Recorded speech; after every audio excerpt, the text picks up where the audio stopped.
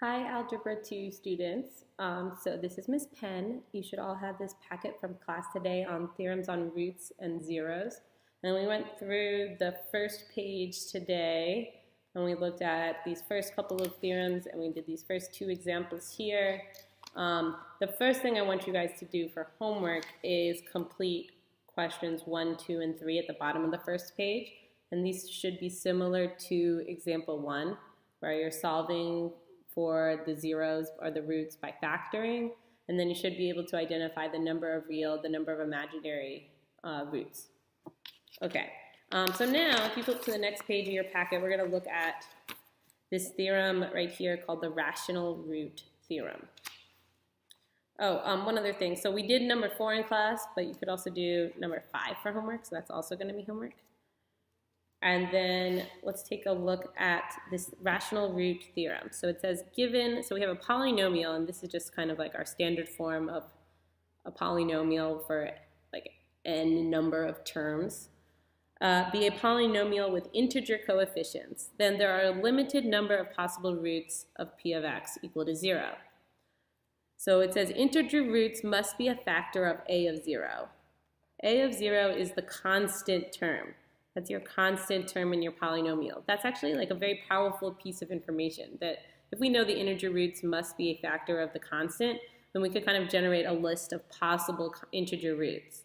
And then it says rational roots, that means like a fractional root, must have reduced form p over q, where p is an integer factor of a of 0, and q is an integer factor of a of n, where a of n is your leading coefficient.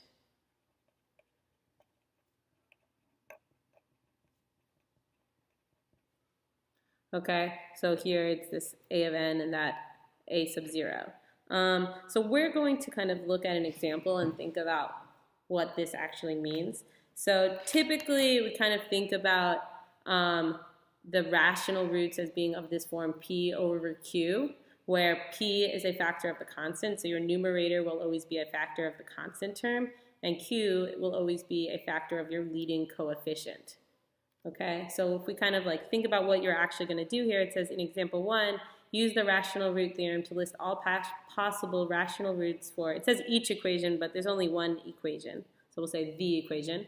So we're given this equation. So the idea is, first of all, we want to identify what is our p and what is our q. So p is going to be our constant term. Here, that's 2. And then q is going to be the leading coefficient, so that's 15.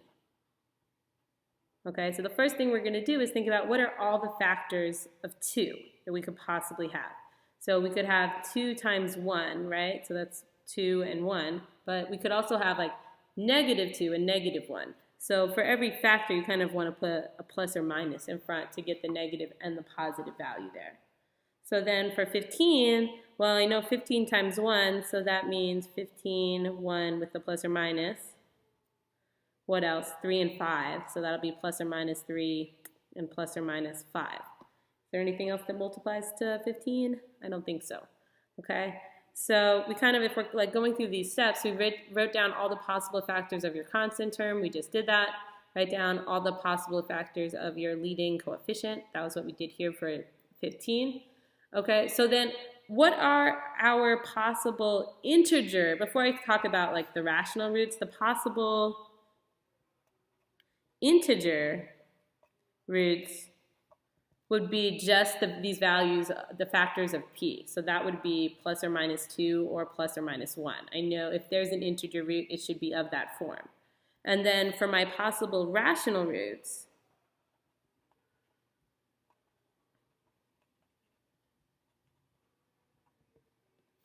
I need to kind of systematically write my numerators, plus or minus 2 or plus or minus 1, divided by my denominators, which are 15, 1, 3, and 5. Okay, so it says systematically write down all of the numbers from part 1 over all of the numbers from part 2. Okay, so the idea is if I'm using 2 as my numerator from here, then I need to like write it over each of these numbers. So it'll be 2 over 15, 2 over 1, 2 over 3, or 2 over 5, and then each of those could be plus or minus depending on the sign of each individual part. Now I'm going to do the same thing, but using the 1 from my p-value. So I'd have 1 over 15, 1 over 1. Well, that's actually just the same as one of the possible integer values. 1 over 3 and 1 over 5. And I can add in that plus or minus sign. Okay? And this is really, really useful because now it gives us kind of like a set number of roots to try to see if which of these could be a root. And once I have one root, then I could use synthetic division to kind of eliminate, to simplify my polynomial and see if I can factor further from there. Okay, so if we flip over to the next page, these next two problems, this is number 6, but it was kind of cut off by the hole punch. So number 6 and number 7 say using the rational root theorem, list all possible rational roots for each equation. So this is kind of like exactly like the example we just did. You can kind of think about what is P, what is Q, and then list out all your possible values of P over Q. Okay? So here, like P is -6 and Q is 2, and in this one, P would be -10 and Q would actually be 1. So in that case, if Q is 1, I kind of can just think about what are the integer roots because everything will be over 1, so it will be an integer. Okay, so do your best there. And I'm also going to show you guys one more example before this video ends. So I wanted to look at this example of find all the zeros of f of x when f of x is x to the 4th minus 15x squared plus 38x minus 60. So based on all these different theorems, there's a lot of kind of things we now could find out. So like, for example, I know that the degree here is 4 because my highest exponent is 4, and that's telling me a total number of roots. That tells me that there's going to be 4 roots or zeros, right? Zeros and roots are the same thing. Now, I could look at my sign changes here too. So I know it's like positive, then negative, then positive, then negative. So how many sign changes were there? There's 1 here from positive to negative, that's 1.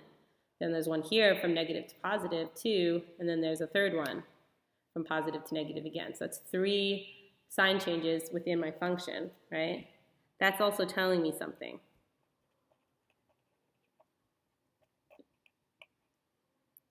So like the degree tells us the number of roots. The sign changes in f of x is telling us the possible number of positive real roots.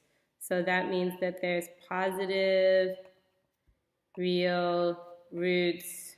So we could have 3 positive real roots or 3 minus 2, 1 positive real roots. Now I could also look at f of negative x and look at the sign change in f of negative x, and that would tell me my negative real roots. So quickly doing that, we get negative x to the 4th is still x to the 4th. Negative x squared is also still x squared, but this would have a change for the 38x. Okay, so now I get x to the 4th minus 15x squared minus 38x minus 60. How many sign changes are there there? There's only 1, right, between the first term and the second term. So sign changes in f of negative x is just 1, so this is telling me there is 1 negative real root. Okay, so I know now either I'm going to get 3 positive real and 1 negative, or I'm going to get 1 positive, 1 negative, and in which case I'd have to have 2 imaginary.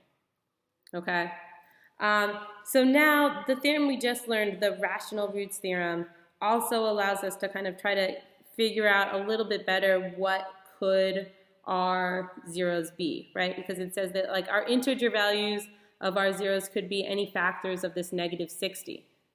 So if I take my negative 60 and think about all of its factors, well, there's actually a lot, but it does kind of narrow things down. So I could have like 1 times 60. I'm going to just like do the plus or minus of all of these. Then I could have 2 times 30, 3 times 20,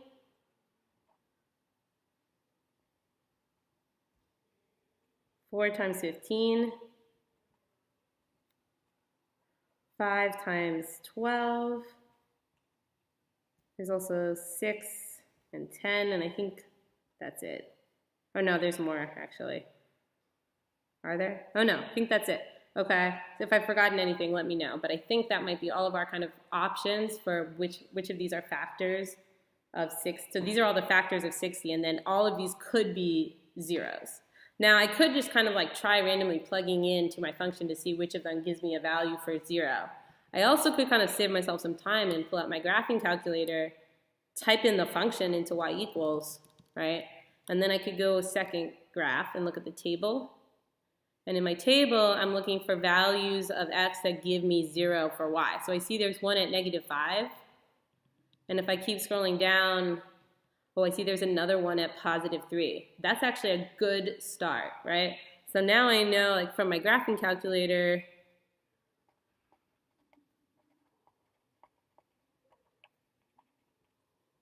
we're going to have x equals -5 and x equals 3 are 2 of my zeros. And I could now use some synthetic division to figure out what the other zeros are. So like I could first use, it doesn't matter which one you use first, but if I use, say, -5 first, I'm going to keep that sign the same because that means there's like a factor that's x plus 5, right? So if I think about dividing by x plus 5, I put a negative here. I'm going to have a 1. For the next one, I put a placeholder of a 0 because if you look at this function, we don't have an x to the third term. We skip from the fourth to the second, so I need a placeholder. Then I'll have -15, 38, and -60. So if I'm using -5 here, I'm going to bring down the 1, multiply by -5, add, multiply, +25, add, I get 10, multiply, I get -50, add there, and I think I get -12, and then multiply, and I get +60. So that gives me a remainder of 0. I should expect to see a remainder of 0 here. And then this is 0, first, second, and third, right? So now, once I've kind of like divided by one of my factors, since I also know about this x equals 3, which is x minus 3 as a factor, I could then like take this result, this resulting polynomial, and divide it by the next factor. And this is kind of like getting me further down to my factored form, which is going to allow me to get all of my zeros. So I'm just like, I didn't even write out this polynomial, but all I really need is its coefficients to think about dividing it by 3, or by x minus 3. And I'm doing this pretty quick because I have a class coming soon. But from here I get +4, sorry. Multiply, I get 12.